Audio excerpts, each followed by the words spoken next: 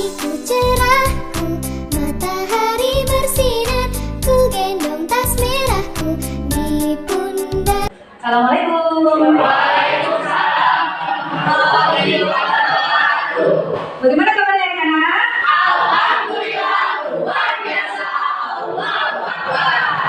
Masih semangat? Tetap semangat, tetap semangat, tetap semangat. Sudah siap untuk belajar? Siap. Oke, silakan di samping kanan kiri ada sampah atau tidak? Dibereskan. Silakan berdiri, rapikan. Ya sudah, biar kita belajarnya lebih nyaman ya. Kalau sudah, silakan kembali. Kalau sudah rapi, kita akan ibu absen. Siapa yang hadir? Nusela, Bu. Nusela. Mana Nusela? Izin Bu, aminnya sakit. Oke, absen. Alvin. Amelia. Andora. Apri. Arianto. Citra. Dua orang yang berhalangan untuk masuk. Oke, sebelum memulai pembelajaran hari ini agar kita mendapatkan manfaat dan pembelajaran yang bermanfaat, mari kita berdoa. Silakan keluar ini. Duduk siap. Doa mulai. Bismillahirrahmanirrahim. Rabbi zidni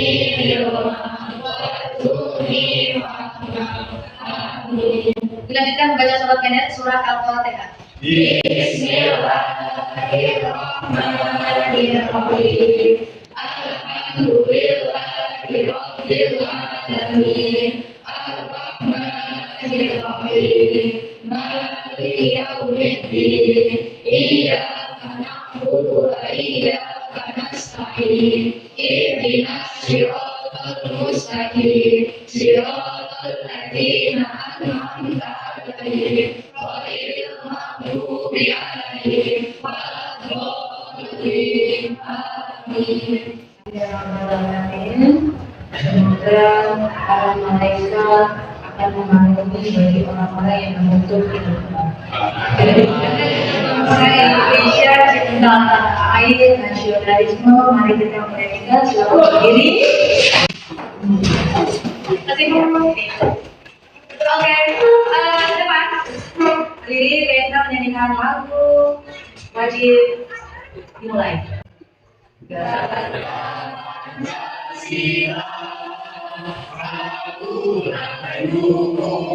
Silakan duduk kembali. Oke, sebelum memasuki materi sumber hukum Islam, ada yang masih ingat? Materi minggu lalu kita tentang apa? Menuntut ilmu. Menuntut ilmu. Coba Dinda, apa hukum menuntut ilmu? Hukumnya itu wajib nih bagi setiap umat muslim. Ya, ada yang ingin tambahkan? Paham semua? Hukum yang akan diajarkan pada hari ini mengenai sumber hukum Islam. Adapun tujuan pembelajaran, oke, tolong diperhatikan. Setelah mengamati video nanti yang akan ibu tampilkan, peserta didik mampu menganalisis makna dari Al-Quran dan hadis beserta ijtihad. Kemudian poin yang kedua, tujuan yang kedua, setelah mengamati video dan membaca berbagai sumber, peserta didik mampu menganalisis kedudukan Al-Quran, hadis, dan ijtihad sebagai sumber hukum Islam. Kemudian tujuan pembelajaran yang ketiga, setelah mengamati video dan membaca berbagai sumber hukum, peserta didik dapat menguraikan berbagai metode ijtihad. Ya, para ulama berijtihad itu memiliki kriteria dan metode tersendiri. Oke. Sekarang, sebelum kita memasuki pembelajaran ini, ibu tes dulu nih. Kalian tadi malam sudah belajar? Sudah. Sudah ya? Kalau sudah belajar akan ibu berikan pretest dulu. Akan ibu berikan pretest. Dwi, Al-Quran dijadikan sebagai sumber hukum Islam yang keberapa, Wi? Yang pertama, Bu. Kenapa? Karena sumbernya langsung dari Allah dan disampaikan melalui malaikat Jibril ke Nabi Muhammad, kemudian disampaikan ke umat. Iya. Kemudian sumber hukum Islam ini pretestnya ibu ini ya. Ibu materi yang tentang kalian tadi malam dipelajari dan hari ini akan ibu jelaskan ulang. Wildan, sumber hukum Islam yang kedua apa Wildan? Hadis ini. Hadis. Apa hadis? Hadis adalah perilaku atau perkataan Nabi dan Rasul. Iya, beri tepuk tangan. Pretestnya 100 semua. Oke. Kemudian langkah-langkah yang harus kita tempuh untuk pembelajaran hari ini, yaitu kita ikuti dengan baik ya. Sumber hukum Islam. Tolong perhatikan ke depan. Sekarang akan Ibu berikan suatu contoh. Kalian tahu ini apa? Proyektor. Ini apa? Laptop. Proyektor dan laptop jika kita tidak memiliki buku panduan, bisa tidak kita menggunakan? Tidak. Terarah atau tidak? Tidak. Itu pun dengan kehidupan kita. Jika kita tidak memiliki suatu pedoman, maka kita akan sesat dan tidak akan terarah. Nah, ini sumber hukum Islam diperhatikan. Ada beberapa Al-Quran. Sumber hukum Islam yang pertama yaitu Al-Quran, yang kedua hadis, yang ketiga ijtihad. Next, kita perhatikan Al-Quran. Qiraah yang qiraah. Lanjut. Oke, Al-Quran menurut bahasa adalah kalam Allah yang diturunkan kepada Nabi Muhammad SAW. Melalui malaikat Jibril, kemudian terhimpun dalam satu mushaf, dimulai dari surat Al-Fatihah dan diakhiri dengan surat An-Nas. Inilah ibadah bagi pembacanya. Next, sumber hukum pertama dan utama. Ini adalah kedudukan dan fungsi Al-Quran. Kedudukan dan fungsi Al-Quran dijadikan sebagai sumber hukum Islam yang pertama, sebagai pedoman atau petunjuk hidup, penyempurna wahyu Allah yang diturunkan kepada Nabi Muhammad SAW. Tidak terbesar yang diterima oleh Nabi Muhammad SAW. Next, kemudian, oke, kita saksikan kedudukan dan fungsi Al-Quran ya, sebagai sumber hukum yang pertama, pedoman dan petunjuk hidup bagi manusia, penyempurna dari kitab-kitab sebelumnya. Apa kitab-kitab sebelumnya? Nah, itu adalah kitab-kitab yang diturunkan oleh Allah. Al-Quran sebagai wahyu Allah yang diturunkan kepada Nabi Muhammad SAW. Mujizat ya, sebagai mujizat terbesar. Nah, lanjut. Kandungan di dalam Al-Quran, tadi isi di dalam Al-Quran itu memuat apa saja? Ada akidah. Akidah itu tentang keyakinan kita, ketauhidan kita kepada Allah Subhanahu wa taala. Ada syariat, akhlak, sejarah, iptek, ilmu pengetahuan teknologi. Ya, sumber hukum Islam yang kedua ada hadis. Tadi kita pegang dulu ya, waktu kita tes. Hadis adalah kabar atau sesuatu yang baru menurut bahasa. Menurut Islam, segala perkataan, perbuatan, ketetapan yang sumbernya dari Nabi Muhammad SAW. Next, oke, hadis kabar tadi sudah lanjut. Next, perbandingan hadis. Di dalam hadis ada materi kauliyah, biliyah, taqriyah, kerawiyah, mutawatir, ahad, kualitas, sahih, hasan, dhaif, maudhu. Hadis ada yang hadis dia hadis hasan, ada hadis sahih, ada hadis dhaif. Kita lanjut ya. Sumber, fungsi dan nawawi. Lanjut di pembagian hadis. Kedudukan dan fungsi hadis. Hadis sebagai sumber hukum Islam kedua setelah Al-Quran. Hadis dijadikan suatu temuan sumber hukum setelah Al-Quran. Jelas jika di dalam hadis di dalam Al-Quran masih umum, di hadis ini menjelaskan lebih khusus, menetapkan hukum yang tidak ada di dalam Al-Quran. Sumber hukum yang ketiga adalah ijtihad. Ijtihad ini adalah suatu hukum yang ditetapkan oleh para ulama, para ahli fikih, ahli tafsir. Ya, ini mencetuskan, dia mengeluarkan kemampuannya secara sungguh-sungguh untuk apa? Untuk menggali hukum, mencari hukum yang tidak diterangkan di dalam Al-Quran dan hadis. Next. Ya, lanjut. Kedudukan dan fungsi ijtihad. Sumber hukum ketiga setelah Al-Quran dan hadis sebagai sarana untuk menyelesaikan suatu persoalan, kemudian mudah mencurahkan pikiran umat Islam. Next. Oke, kemudian macam-macam metode ijtihad. Ada ijma, ada qiyas, istihad, istisal, masalah salah, istidlal, dan zaraj. Next. Nah, demikian yang disampaikan. Ada yang ditanyakan? Ya. Bu, bagaimana jika misalnya kita melihat seorang muslim, mereka beribadah atau melakukan amalan tidak ada contohnya yang berada di Al-Quran atau di hadis, gimana Bu? Ya, sebelum Ibu menjawab, peserta didik yang sudah memahami materi yang disampaikan. Oh ya, silakan. Jadi menurut saya sesat karena kita kan sudah memiliki pedoman. Ya, ada yang menambahkan? Ditambahkan, yuk, tambahkan, Bi. Menambahkan dari jawabannya sih ya, jadi pedoman kita kan sudah ada yaitu Al-Quran, hadis dan ijtihad. Jadi kalau melakukan ibadah di luar dari pedoman tersebut maka dianggap. Iya. Jadi dari jawaban kawan-kawan kalian ini akan diberikan tanggapan ya, Belin. Jadi seseorang apabila tidak mengikuti suatu pedoman, melakukan suatu amalan itu sesat atau bid'ah. Ya, bid'ah itu tidak ada contohnya, tidak ada perintah, dalilnya, hadisnya, baik dari Al-Quran maupun hadis. Itu tidak ada perintah. Jadi kita sesat. Seperti kita tadi yang Ibu contohkan awal, ini apa proyektor, ini apa komputer, ada buku pedomannya agar kita dapat mengoperasikan.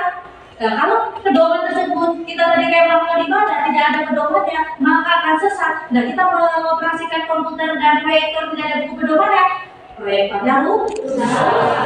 Ya, seperti itu. Oke, silakan bagi kelompok, tidak orang sudah ya, sudah bagi kelompok. Kita akan membacakan suatu permasalahan, di sini akan diberikan suatu tugas. Silakan, ini ada materinya. Kalian pahami dari materi yang diberikan, ya. Kemudian kalian di belakang situ sudah ada pahami gambar dan analisis. Nanti kalian berikan suatu kesimpulan, ya. Berikan suatu kesimpulan yang sudah diberikan. Oke, materi tentang sumber hukum Islam, yaitu Al-Quran, hadis, dan ijtihad. Kalau perhatikan gambar di depan. Oke, lihat gambarnya, lihat gambar. Ada gambar Al-Quran di bawah, buku Al-Quran, orang yang sedang membaca Al-Quran. Ya? Nah, di sini silakan kalian amati, kemudian kalian berikan suatu deskripsi atau kesimpulan dari gambar tersebut. Ya, silakan nanti ketua kelompok untuk berdiskusi siapa yang akan tunjuk satu orang untuk menyampaikan hasil dari diskusinya ke depan. Oke, silakan dikerjakan. Aduh, ya, jalan-jalan. 1, 2, 3.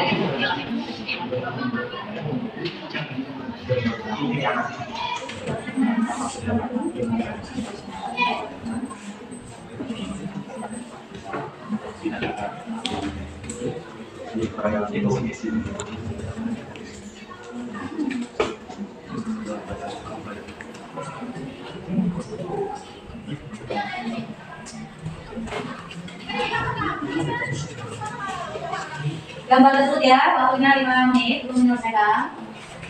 Menyampaikan kesimpulan ke depan.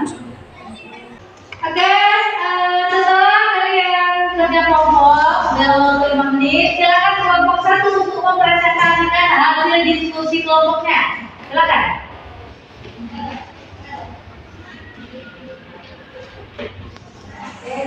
Setelah saya mengamati dan menganalisis gambar ini, saya dan kelompok saya mengambil kesimpulan bahwa di belakang ini ada 2 pertanyaan. Yang pertama, menurut Anda, apa pesan yang tersirat pada gambar yang Anda amati di atas?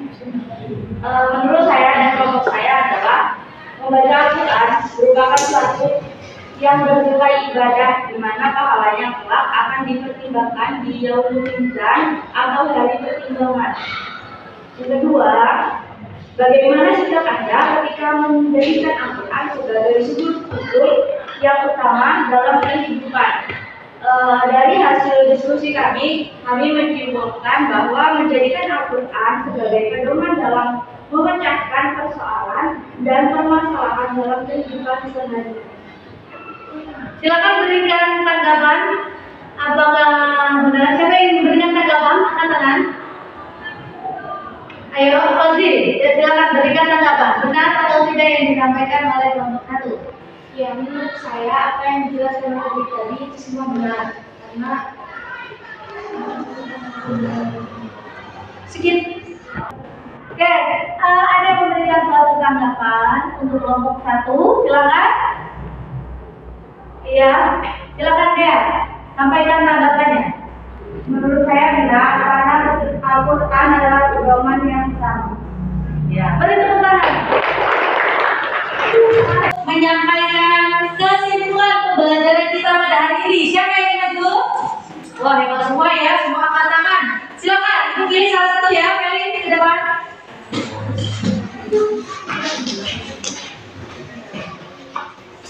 Assalamualaikum warahmatullahi wabarakatuh. Waalaikumsalam warahmatullahi wabarakatuh. Jadi kesimpulan dari pembelajaran kita kali ini dari materi awal sampai akhir yaitu benar bahwa hukum Islam ada 3, yaitu Al-Quran, hadis, dan ijtihad. Al-Quran sebagai pedoman pertama yaitu langsung oleh Allah kepada malaikat Jibril dan disampaikan kepada Nabi Muhammad untuk umatnya.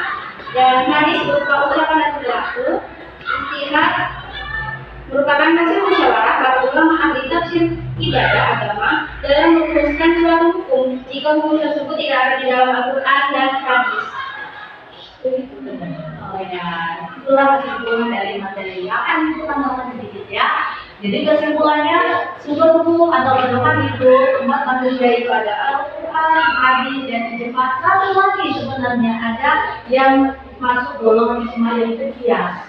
Kias itu adalah suatu hukum yang tidak diterapkan di dalam PJJ. Contohnya kias. Contohnya adalah hukum narkoba.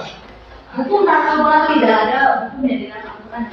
Hukum narkoba itu sama halnya dikiaskan sama halnya dengan hukum khamr, yaitu sama-sama memabukkan dan sama-sama tidak sadar diri. Ya. Jadi di dalam seluruh Islam itu menjelaskan dan menjadikan suatu pedoman untuk kita semua agar kita tidak tersesat. Ya, silakan dulu kembali. Ya, bagus ya kesimpulannya. Dari materi yang kita sampaikan tadi, ada yang belum dipahami? Siapa mau paham? Oh ya, Apri, silakan Apri. Bu, di dalam Al-Quran terdapat isinya apa saja? Ya, di dalam Al-Quran itu menjelaskan tentang apa saja itu mungkin ya. Ya, pertama menjelaskan tentang ibadah, bagaimana tata cara ibadah. Ya, di dalam Al-Quran juga dijelaskan tentang Allah. Di dalam Al-Quran juga dijelaskan tentang sejarah kebudayaan, sejarah Islam. Di dalam Al-Quran juga dijelaskan semua hukum Islam. Kemudian di dalam Al-Quran juga dijelaskan tentang ilmu pengetahuan sifat ada semua di dalam Al-Quran. Ibnu Sina, seorang ahli kedokteran, di dalam ilmu kedokteran, dia mengambil apa? Menyerumuskan buku-buku dia, buku-buku tentang kedokteran itu mengambil sebagian buku dari Al-Quran.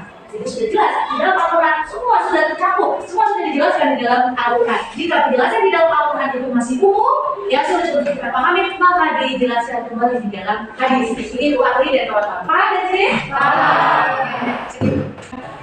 Setelah tujuan pembelajaran sudah kita capai, ya 3 tujuan pembelajaran yang sudah kita capai, di sini akan Ibu berikan suatu penilaian. Penilaian langsung saja tentu tesisen ya. Coba deh ya. Tadi sudah Ibu jelaskan di dalam Al-Quran itu ada isi-isi bagian. Al-Quran itu menjelaskan tentang apa saja tadi dia? Akidah, akhlak, muamalah, sejarah dan ilmu teknologi. Ya betul. Kemudian akan Ibu berikan pertanyaan lagi kepada Dinda. Coba Dinda, di dalam hadis itu adalah suatu perkataan dari Rasulullah SAW yang dimana hadis menjelaskan hukum secara apa? Secara khusus atau secara umum? Secara umum. Kenapa? Secara apa? Duit? Secara umum. Secara apa Dinda? Secara apa sih? Secara umum. Kenapa tadi? Karena dikatakan karena tidak ada hukum yang menjelaskan lebih rinci di dalam Al-Quran, dijelaskan kembali di dalam hadis. Oke, waktu pembelajaran untuk perbaikan itu pembelajaran coba. Bagaimana kesan untuk pembelajaran hari ini? Sudah baik kan? Baik. Oke, untuk tugas PR di rumah, sekarang kerjakan di depan dikumpulkan tugasnya, yaitu silakan kalian cari tentang contoh ibadah sunnah yang dilakukan di dalam kehidupan kita. Contoh ibadah sunnah yang dilakukan ya dalam kehidupan kita. Sudah? Tugasnya sudah tulis? Nah, pembelajaran selanjutnya insya Allah pertemuan ke depan setelah kalian mengumpulkan tugas, kita akan membahas masih sumber hukum Islam, tetapi di sini akan kita bahas tentang pembagian hukum Islam. Pembagiannya ada wajib, sunnah, makruh, mubah. Ya, itu pembelajaran untuk minggu depan. Oke? Alhamdulillah pembelajaran kita sudah berakhir. Semoga kalian punya bermanfaat dari awal sampai akhir. Insya Allah dapat bertemu di minggu selanjutnya. Semoga kalian dalam keadaan sehat. Oke, sebelum kita akhiri, silakan Ketua Mas dipimpin doa. Duduk siap. Doa mulai. Selesai. Ya, Ibu Akhiri. Wassalamualaikum